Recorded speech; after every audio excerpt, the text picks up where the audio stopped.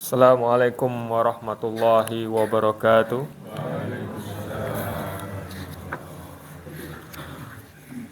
Bismillahirrahmanirrahim. Alhamdulillahi wa kafa. Wassalatan wassalaman ala ibadihil ladzina istafa wa ba'du. Pertemuan sebelumnya sudah membahas tentang masalah rukun Islam. Akan tetapi pada permasalahan rukun Islam kita hanya membahasnya dari asal masalah. Adapun perinciannya itu lebih banyak dibahas pada pembahasan fikih. Ya. Rukun Islam, syahadat la ilaha illallah, kemudian syahadat Muhammad Rasulullah, yang kedua mendirikan sholat, yang ketiga menunaikan zakat, yang keempat puasa Ramadan, dan yang kelima yaitu wajibnya haji bagi yang mampu. Ini adalah rukun Islam.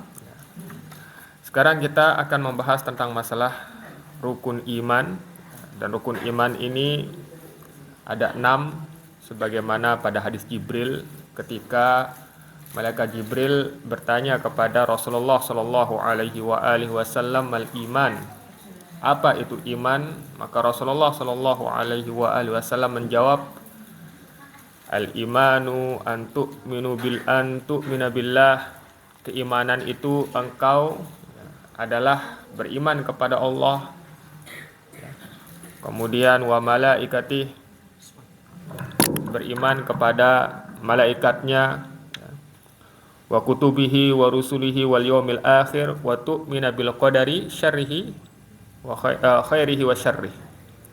Dan engkau beriman kepada kitab Allah, Rasul, hari akhir, dan engkau juga beriman kepada takdir. Sama saja ini takdir yang baik atau takdir yang buruk. Kita bahas rukun iman yang pertama, yaitu iman kepada Allah Subhanahu wa taala. Keimanan kepada Allah Subhanahu wa taala tidak akan sempurna kecuali apabila mencakup 4 perkara. Jadi saya ulangi, keimanan kepada Allah Subhanahu wa taala tidak akan sempurna kecuali mencakup 4 perkara. Perkara yang pertama itu adalah beriman dengan wujudnya Allah Subhanahu wa taala. Jadi kita harus meyakini bahwa Allah itu memiliki wujud, bukan hanya hayalan saja. Dan wujudnya Allah Subhanahu wa taala ini bisa kita ketahui dengan dalil fitrah, akal, ya, dalil syar'i, maupun dalil dari panca indera. Kalau yang namanya dalil fitrah, itu jelas sekali bahwa Allah Subhanahu wa taala menciptakan seluruh makhluk dengan fitrah, bahwa dia ini mengakui akan keberadaan Sang Pencipta. Bahkan anak kecil juga tahu seperti itu. Dan ini sebagaimana hadis Nabi sallallahu alaihi wasallam yang diriwayatkan oleh Imam Bukhari, "Ma min mauludin illa wa yuladu 'alal fitrah." Tidaklah setiap anak yang dilahirkan kecuali dia ini dilahirkan dalam keadaan fitrah, yaitu mengetahui tentang Allah Subhanahu wa taala. Fa abawahu yuhawidani, akan tetapi kedua orang tuanya yang menyebabkan dia ini menjadi Yahudi, au yunassirani, kedua orang tuanya yang menyebabkan dia ini menjadi Kristen, au yumajjisani, dan kedua orang tuanya ini yang menyebabkan dia ini menjadi Majusi. Dan ini menunjukkan bahwa setiap anak yang lahir itu dalam keadaan fitrah. Tapi penafsiran fitrah ini ada beberapa. Salah satunya itu adalah setiap anak itu dilahirkan dalam keadaan Islam. Sebagaimana pada riwayat lain dikatakan bahwa alal fitrah, yaitu ala hadhil millah millatil Islam, yaitu berdasarkan akan agama ini, yaitu agama Islam. Dan ini yang dikuatkan oleh Syekh Ibnu Baz rahimahullah taala. Jadi anak yang lahir itu dalam hatinya itu sudah mengenal Islam. Tapi ketika dia dewasa, melihat orang tuanya Kristen, dia ikuti. Akhirnya berubah. Orang tuanya ini Yahudi, dia ikuti. Orang tuanya Majusi, Majusi itu penyembah api ya. Dan ini banyak di India dan sekitarnya, itu mereka menyembah api. Dan ini yang menyebabkan fitrah anak tersebut berubah. Oleh karena itu anak yang dia tuh lahir dari orang tua dalam keadaan Islam, itu tidak perlu syahadat. Karena memang lahir sudah dalam keadaan Islam. Dan Islam itu terus tumbuh sampai dia dewasa dan tidak berubah. Kecuali kalau ada anak, misalnya, dia lahir dalam keadaan fitrah, orang tuanya ini Kristen, akhirnya dia mengikuti orang tuanya. Nah, kalau dia mau masuk Islam, baru dia bersyahadat. Ini dalil tentang fitrah. Ya. Adapun akal, ya, dalil akal tentang wujudnya Allah Subhanahu Wa Taala ini sudah tidak perlu dipungkiri lagi. Ya. Kita lihat alam ini, terus kita lihat bagaimana keteraturan alam ini menunjukkan akan ada yang mengatur. Malam tidak akan bertabrakan dengan siang. Oleh karena itu, ini sudah paham kita ya. Misalnya nih, ya, kalau memang ada makhluk, berarti ada yang menciptakan. Seperti itu. Jangan jauh-jauh lah. Ada kotoran cecak, menunjukkan akan ada cecaknya. Ini dalil secara akal. Ya. Karena makhluk itu tidak mungkin bisa menciptakan dirinya sendiri. Karena pada asalnya makhluk ini tidak ada. Sesuatu yang tidak ada tidak mungkin bisa menciptakan dirinya sendiri. Seperti itu. Ya. Kemudian juga tidak mungkin yang namanya makhluk ini ada secara tiba-tiba tanpa ada yang menciptakan. Pasti ada penciptanya, yaitu Allah Subhanahu Wa Taala. Ini dalil akal tentang adanya Allah Subhanahu Wa Taala. Dan ini Allah Subhanahu Wa Taala menjelaskan dalam surat At-Tur ayat yang ke-35. Allah Subhanahu Wa Taala berfirman, "Am khuliqu min ghairi syai'in am humul khaliqun." Apakah mereka ini, yaitu makhluk, tercipta dari sesuatu yang tidak ada? Am humul khaliqun, apakah mereka menciptakan diri mereka sendiri? Dua perkara ini nggak mungkin. Maka hanya ada kemungkinan yang ketiga, yaitu adanya sang pencipta Allah Subhanahu Wa Ta'ala. Oleh karena itu, Jubair bin Mut'im radhiyallahu ta'ala anhu, itu ketika mendengar Rasulullah membaca ayat ini di dalam sholatnya, ini surat At-Tur ini, beliau mengatakan bahwa kada qalbi ayatir, hampir saja hati ini menjadi terbang, kata beliau. Wa dzalika awwalu ma waqaral imanu fi qalbi, dan itu pertama kali keimanan itu tertanam di dalam hati saya. Hadis ini riwayat Bukhari. Dan ini orang yang bisa bahasa Arab dengar ayat Al-Qur'an dibaca faham ya. Akhirnya mereka mendapatkan hidayah, seperti itu. Nah, ini saya ingatkan kepada bapak-bapak, ibu-ibu, mungkin anak-anak juga ya. Rajin-rajin belajar bahasa Arab. Ya. Rajin-rajin belajar bahasa Arab, seperti itu ya. Dia akan merasakan kenikmatan dan kelezatan ketika membaca Al-Qur'an kalau dia mengetahui artinya. Minimal dia sering buka terjemahan Al-Qur'an yang direkomendasikan ya, yang sudah terpercaya, seperti itu ya. Kemudian dalil syar'i akan adanya Allah Subhanahu Wa Taala ini udah nggak dijelaskan ya, di dalam Al-Qur'an itu udah banyak sekali ya, di dalam Al-Qur'an ya. Kemudian ya, dalil secara panca indera bahwa akan keberadaan Allah Subhanahu Wa Taala ini dilihat dari dua sisi. Yang pertama itu adalah kita ini mendengar dan melihat bagaimana orang yang berdoa, doanya dikabulkan. Kita dengar cerita, ya kan? Bahkan kita juga melihat langsung, mungkin ada orang-orang yang dia ini berdoa kepada Allah Subhanahu Wa Taala, berdoa kepada Tuhan Yang Maha Esa, itu doanya dikabulkan.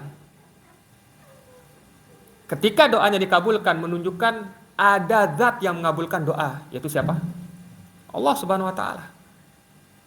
Ini dalil secara panca indera dan bisa kita lihat Ya.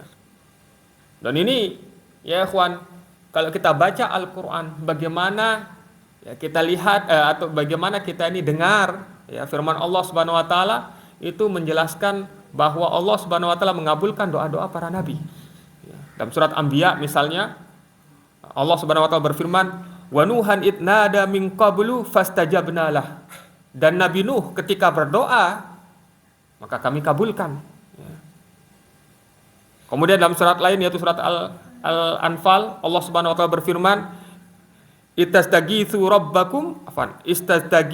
rabbakum fastajaba lakum. Ketika engkau ini meminta tolong, ketika kalian meminta tolong kepada Allah Subhanahu wa taala, maka Allah kabulkan. Ini bukti secara panca indera dari sisi yang pertama bahwa Allah itu ada, yaitu kita mendengar bahkan melihat langsung bagaimana orang yang berdoa, doanya dikabulkan oleh Allah Subhanahu wa taala, ya. Hadis yang ma'ruf lah ya. Antum kalau baca Sahih Bukhari, bagaimana ada orang Arab Badui datang menemui Rasulullah SAW ketika Rasulullah khutbah Jumat, mengatakan hujan gak turun-turun, kekeringan. Maka Rasulullah mengangkat tangannya dan berdoa kepada Allah Subhanahu wa taala. Saat itu juga awan berkumpul, ya, hujan turun. Ini ma'ruf. Ya.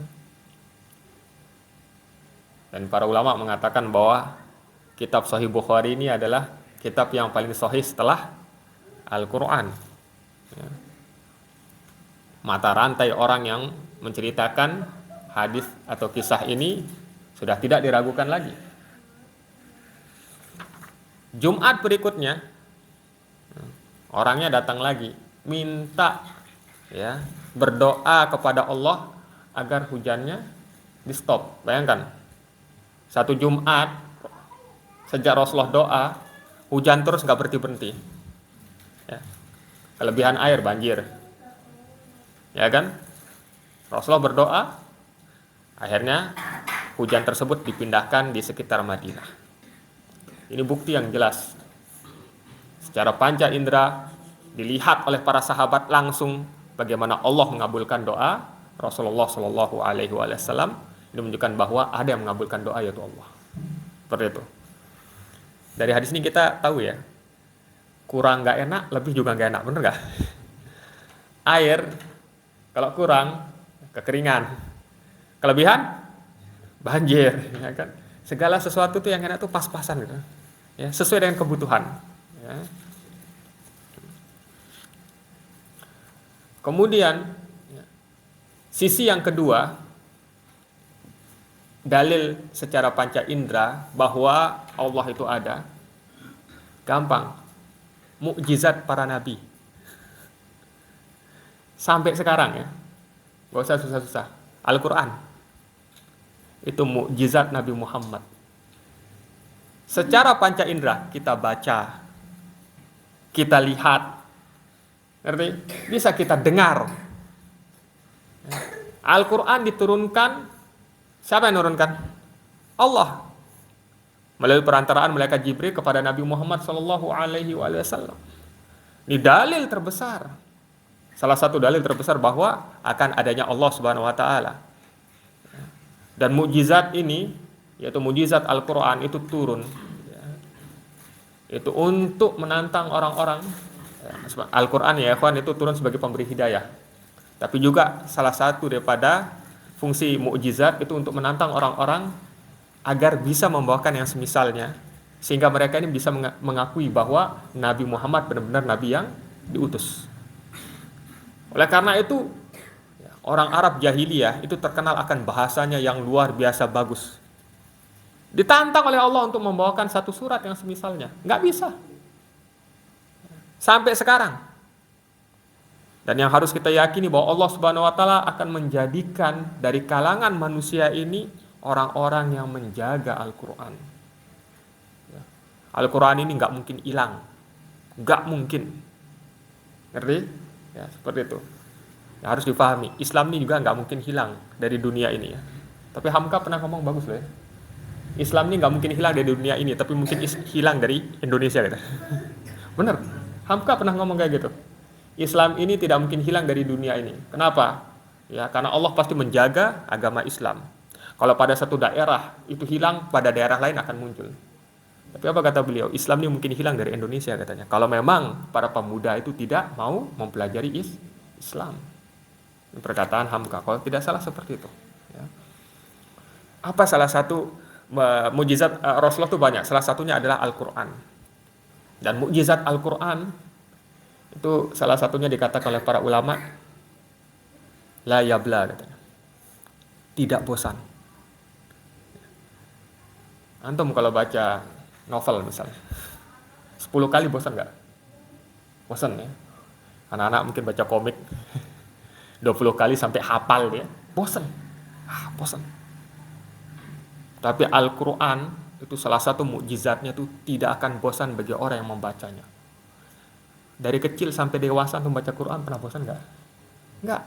Bahkan orang yang dia tuh sering baca Al-Quran, dia tuh akan merasa kenikmatan dan ingin terus untuk membacanya. Ini salah satu mukjizatnya. Dikatakan bahwa Al-Quran itu la yabla, tidak akan pudar, tidak akan membosankan bagi orang yang membacanya. Seperti itu. Dan ini luar biasa ya kawan. Allah Subhanahu wa taala menjadikan ya di antara kalam manusia ini menjaga Al-Quran. Ya. Dari sejak zaman dulu sampai sekarang udah 1400 tahun lebih dijaga ya. Dulu Ustaz saya pernah cerita nih, kisah nyata ya. Di Jepang itu pernah ada yang dia itu cetak mushaf Al-Quran qiraah hafaz. Karena qiraah kan ada yang masyhur ada 7. Itu qiraah hafaz ya. Itu sudah dicetak puluhan ribu eksemplar. Tinggal di sebar di Jepang.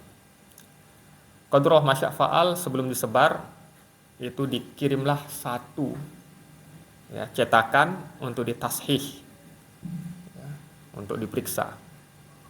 Ternyata cetakan qiraah hafaz yang kita baca itu di sana tuh ada salah satu harokat. Dilarang untuk keluar. Dan diperintahkan untuk apa? Dirubah. Ini salah satu apa? Bukti bahwa Allah menjadikan di kalangan manusia itu ya orang-orang yang dia tuh menjaga Al-Quran seperti itu. Masya Allah. Ini dalil ya akan keberadaan Allah Subhanahu Wa Taala, yaitu fitrah, akal, dan juga dari syariat serta juga dari panca indera. Ya. Jadi saya ulangi ya, iman kepada Allah Subhanahu Wa Taala tidak akan sempurna kecuali memenuhi 4 perkara. Perkara yang pertama itu iman terhadap wujudnya Allah. Tadi sudah kita bahas dalilnya. Ya. Kemudian, ya, perkara yang kedua, yang dia ini termasuk daripada kesempurnaan iman kepada Allah Subhanahu Wa Taala itu adalah iman terhadap rububiyah Allah. Apa maksudnya? Jadi Allah Subhanahu Wa Taala itu memiliki perbuatan. Menghidupkan, mematikan, memberikan rezeki, memberikan hidayah. Ini semua termasuk perbuatan Allah Subhanahu wa taala. Maka iman terhadap rububiyah Allah Subhanahu wa taala maksudnya itu adalah kita beriman terhadap perbuatan Allah Subhanahu wa taala.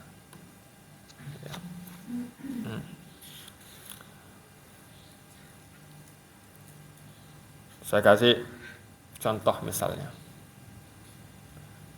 Termasuk dari perbuatan Allah Subhanahu wa taala memberikan rezeki. Allah Maha Pemberi rezeki. Maka kita meyakini bahwa rezeki itu dari Allah. Ya. Baik yang halal maupun yang haram. Rezeki yang haram juga dari Allah. Cuma dikatakan haram karena dia ini mendapatkannya dengan cara yang tidak sesuai syariat. Contoh misalnya menghidupkan. Ini termasuk perbuatan Allah. Kita yakini bahwa segala sesuatu Allah yang menghidupkan. Termasuk perbuatan Allah mematikan. Kita yakini bahwa segala sesuatu Allah yang mematikan. Itu bagaimana caranya yang dia tuh misalnya ya, jatuh dari pohon, ya, atau mungkin dibunuh orang lain, kita katakan bahwa Allah yang mematikan, tapi itu hanya sebagai perantara atau cara dia mati. Dan semuanya ini telah ditakdirkan oleh Allah Subhanahu wa taala, ya. Mengerti ya, kawan ya? Ini mudah sekali, ya. Dan orang-orang Arab jahiliyah yang mereka ini mensekutukan Allah Subhanahu wa taala meyakini akan ini.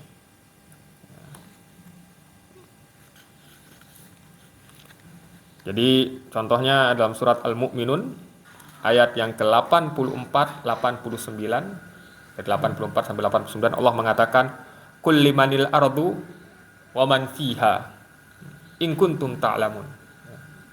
Katakanlah bumi ini milik Allah, ya. Katakanlah wahai Nabi Muhammad, ya, bumi ini dan apa yang di dalamnya itu milik siapa? Kalau kalian mengetahui, ya, sayaquluna lillah. Maka mereka akan mengatakan bahwa ini semuanya milik Allah. Sampai ayat yang ke-89 juga menanyakan tentang masalah ini, ya. Jadi ini tentang masalah iman kepada rububiyah Allah Subhanahu wa taala. Kemudian perkara yang ketiga itu adalah iman, ya, kepada uluhiyah Allah Subhanahu wa taala. Apa yang dimaksud dengan uluhiyah ini? Maksudnya itu adalah Allah Subhanahu wa taala yang dia ini berhak untuk disembah, ya. Karena dan diyakini bahwa tidak ada sesembahan yang lain kecuali Allah Subhanahu wa taala. Uluhiyah ini berkaitan dengan perbuatan hamba, ya, di dalam masalah ibadah. Contoh misalnya sholat. Ini ibadah dan ini perbuatan hamba. Maka iman kepada uluhiyah itu adalah meyakini bahwa sholat ini hanya khusus untuk Allah. Paham? Oleh karena itu, ya, Allah Subhanahu wa taala memerintahkan Nabi Muhammad, "Qul inna sholati wa nusuki wa mahyaya wa mamati lillahi rabbil alamin." Katakanlah wahai Nabi Muhammad, salat saya, nusuk saya, ya, hidup saya dan mati saya untuk Allah Subhanahu wa taala atau milik Allah Subhanahu wa taala. Perhatikan di sini. Disebutkan salat sama nusuk. Ini perbuatan hamba. Hidup dan mati, menghidupkan dan mematikan, itu perbuatan Allah. Berarti di dalam ayat ini mencakup tentang masalah, ya, tentang masalah rububiyah dan uluhiyah, seperti itu. Maka dalam perkara ibadah tidak boleh dipalingkan kepada selain Allah Subhanahu wa taala. Kita harus yakini bahwa Allah yang berhak untuk diibadahi, yang selainnya tidak. Seperti itu, ya. Dan yang harus diketahui bahwa, ya, kayaknya kalau kita katakan la ilaha, ilaha itu, ya, kalau dalam bahasa Arab itu ikut wazan fi'al, ya. Ilah itu artinya makhluk, ya. Jadi ilah itu yang disembah, ya. Ma'bud artinya. Jadi tidak ada yang berhak untuk disembah kecuali Allah Subhanahu wa taala, ya. Oleh karena itu Allah Subhanahu wa taala berfirman dalam surat Al-Baqarah ayat yang ke-123, ya. Wa ilahukum ilahu wahid, dan Tuhan kalian adalah Tuhan yang satu. La ilaha illahu ar-Rahman ar-Rahim, ya. Tidak ada sesembahan yang berhak disembah dengan benar kecuali Allah. Allah itu Ar-Rahman, ya, Maha Penyayang, Ar-Rahim, Maha Pengasih, ya. Kemudian, ya, Allah Subhanahu wa taala sendiri membantah, ya, Tuhan-Tuhan yang disembah selain Allah. Allah bantah ini di dalam surat An-Najm ayat 23. Allah mengatakan, "In hiya illa asma'un samaitumuha antum." Sesungguhnya itu adalah nama-nama yang kalian buat-buat sendiri, ya. Wa aba'ukum, dan juga itu adalah Tuhan yang namanya itu dibuat oleh bapak-bapak kalian, ya. Ma anzalallahu biha min sultan. Allah Subhanahu wa taala itu tidak pernah, ya, menurunkan sultan, yaitu bukti atau dalil tentang masalah ini, ya. Contoh ya ikhwan, orang-orang Arab jahiliyah tuh menyembah yang namanya Lata. Lata, ya. Menyembah yang namanya Uzza. Menyembah yang namanya Manah. Ya. Sebagian ulama menjelaskan bahwa Uzza itu adalah perempuan daripada Aziz. Kalau laki namanya Aziz, dan Allah Subhanahu wa taala itu memiliki nama Al-Aziz. Terkandung dalamnya sifat izzah, kemuliaan. Nah, orang-orang Arab jahiliyah itu membuat nama-nama, ya. Kemudian sesembahan-sesembahan dikasih nama sama mereka. Mereka namakan Uzza. Uzza itu perempuannya daripada Aziz. Seperti itu. Ya. Paham? Ya. Dan mereka menganggap begini. Ya. Jadi kalau Lata itu, ya, Lata itu kayak batu, Uzza itu kayak pohon. Ya. Mereka menganggap nanti ya, ruh-ruh daripada orang soleh yang meninggal dunia itu masuk ke sana. Kemudian ya, mereka ini meminta kepada patung-patung batu atau pohon tersebut agar bisa menyampaikan hajat mereka kepada Allah Subhanahu wa taala. Seperti ini. Ya, mereka itu menjadikan itu hanya sebagai perantara. Ya. Oleh karena itu mereka mengatakan, ma na'budukum illa nuqarribu ilallahi zulfa. Kami tidak menyembah kalian kecuali agar kalian ini bisa mendekatkan kami kepada Allah Subhanahu wa taala. Seperti itu. Tujuannya itu hanya sebagai perantara saja. Ngerti ya? Tapi Allah Subhanahu wa taala mengatakan itu sebagai ibadah, ya. Masya Allah, ya. Terus bagaimana cara kita membantah Tuhan-Tuhan yang disembah selain Allah Subhanahu wa taala? Gampang. Kita katakan bahwa Tuhan-Tuhan selain Allah Subhanahu wa taala itu tidak memiliki sifat-sifat uluhiyah, sifat ketuhanan. Tidak memiliki. Ya. Patung yang disembah, misalnya pohon yang disembah, tidak memiliki sifat ketuhanan. Salah satu sifat ketuhanan itu adalah menghidupkan, mematikan. Bisa nggak mereka menghidupkan, mematikan, menciptakan? Bahkan mereka ini yang diciptakan. Ngerti ya? Ini ya salah satu bantahannya ya, kawan. Ya. Oleh karena itu Allah Subhanahu wa taala membantah ini dalam surah Al-Furqan ayat yang ketiga, wattakhadhu min dunihi alihah la yakhluquna syai'an wa hum yukhlaqun. Mereka ini menyembah sesuatu yang tidak bisa menciptakan apa-apa. Bahkan yang mereka sembah itu adalah yang diciptakan. Ngerti ya? Dulu Ustadz saya pernah cerita nih, ketika dulu awal-awal saya ngaji ya. Orang-orang Arab jahiliyah itu biasa nanti buat Tuhan itu dari kurma. Mereka bawa dalam perjalanan agar mereka bisa sembah. Dari kurma mereka susun, itu dibuat. Ya. Kemudian di tengah perjalanan, kalau mereka kelaparan, mereka makan. Sudah saya cerita. Ini menunjukkan bahwa mereka ini tidak bisa memberikan manfaat, tidak bisa memberikan mudarat. Ini yang harus kita fahami ya. Masya Allah.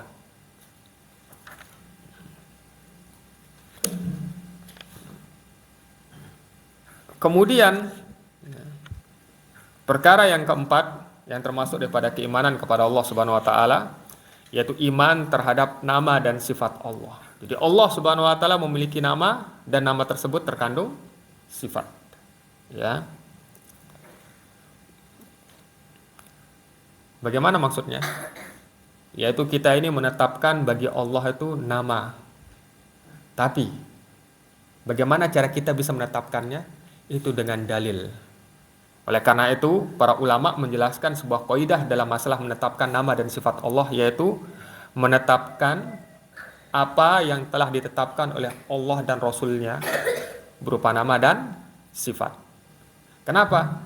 Karena kita tidak mengetahui kecuali melalui perantaraan berita dari Nabi Shallallahu Alaihi Wasallam, seperti itu. Ya. Dan ini harus kita imani, ya. Tidak boleh kita ini palingkan ke makna-makna yang lain seperti itu, ya. Allah Subhanahu wa taala berfirman dalam surat Al-A'raf ayat yang ke-180, "Walillahil asmaul husna." Allah Subhanahu wa taala memiliki nama-nama yang baik, ya. Fad'uhu biha. Silahkan doa menggunakan nama-nama tersebut. Tapi para ulama menjelaskan bahwa cari nama yang sesuai dengan doa kita. Ya. Contoh misalnya kita ingin diberikan rezeki oleh Allah Subhanahu wa taala. Ya, kita pakai nama Allah Razzaq. Ngerti? Ya. Kita ingin misalnya disembuhkan, ya. Asy-Syafi misalnya. Ya. Ada doa Allahumma anta syafi la syifa illa syifa'uk sampai akhir doa. Ini diajarkan oleh Nabi Shallallahu alaihi wasallam, ya. Jadi kalau berdoa itu ada fikih doa, ya, bagus sekali, ya. Silakan baca itu fikih tentang berdoa, ya. Jadi kalau doa itu kita pakai nama Allah yang cocok, yang pas, ya. Ya. Termasuk nggak pas kalau doa misalnya minta rezeki, ya Allah engkau ini, ya, azabmu sangat pedih, berikanlah aku rezeki, kan nggak cocok. Ngerti? Wow.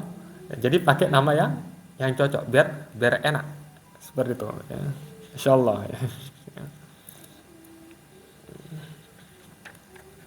Kemudian dalam nama dan sifat Allah Subhanahu wa taala, ya. Ini ada dua kelompok yang dia ini menyimpang. Yang pertama itu disebutkan oleh para ulama, mereka ini sebagai kalangan Mu'attilah. Mu'attilah itu menghilangkan ini baik menghilangkan secara keseluruhan atau sebagian. Mereka mengatakan bahwa mereka tuh hanya menetapkan Allah hanya punya sifat segini. Seperti itu. Dan menghilangkan yang lainnya. Ya. Kelompok yang satu lagi itu disebut musyabbihah.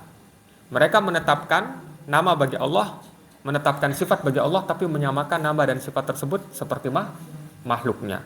Dan ini Allah Subhanahu wa taala bantah, ya, dengan ayat yang pendek. Laisa kamitslihi syai'un wa huwas samiul basir. Pada bagian yang pertama itu membantah orang-orang yang menyamakan Allah dengan makhluknya. Laisa kamitslihi syai'un. Allah tidak ada yang semisal dengannya. Pada bagian yang kedua membantah orang-orang yang mengatakan Allah ini, ya, tidak memiliki nama atau tidak memiliki sifat. Wa huwas samiul basir. Allah Maha mendengar dan Allah Maha melihat. Maka kalau kita gabungkan ini, maka kita katakan bahwa Allah itu memiliki nama, Allah itu memiliki sifat, dan harus kita imani, kita tetapkan, tapi sifat-sifat tersebut, ya, tidak sama dengan sifat makhluknya. Gitu aja. Contoh misalnya, ya, Allah Subhanahu wa taala memiliki sifat ridho. Ya, ridho, ya kan? Kita yakini dan kita yakini bahwa ridhonya Allah tidak seperti ridhonya makhluk. Allah misalnya memiliki sifat marah. Dalam Al-Qur'an Allah mengatakan ghadaballah. Allah marah. Tapi kita yakini bahwa sifat marahnya Allah itu tidak seperti sifat marahnya makhluk.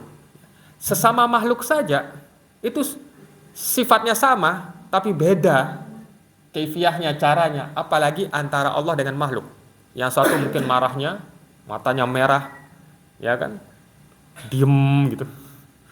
Ada orang yang marahnya itu apa, langsung mukul. Ada yang marahnya ngomel-ngomel. Ada yang marahnya apa, sambil banting-banting barang. Ini, ya, sifat marah yang dia tuh di antara makhluk saja bentuknya beda. Bagaimana sifat marah antara Allah dengan makhluknya? Faham, ya? Ini juga kita harus fahami. Ya. Ya. Ya, kesimpulannya, rukun yang pertama itu adalah iman kepada Allah, dan iman kepada Allah itu mencakup 4 perkara. Tidak akan sempurna keimanan kepada Allah kecuali 4 perkara ini harus ada, ya.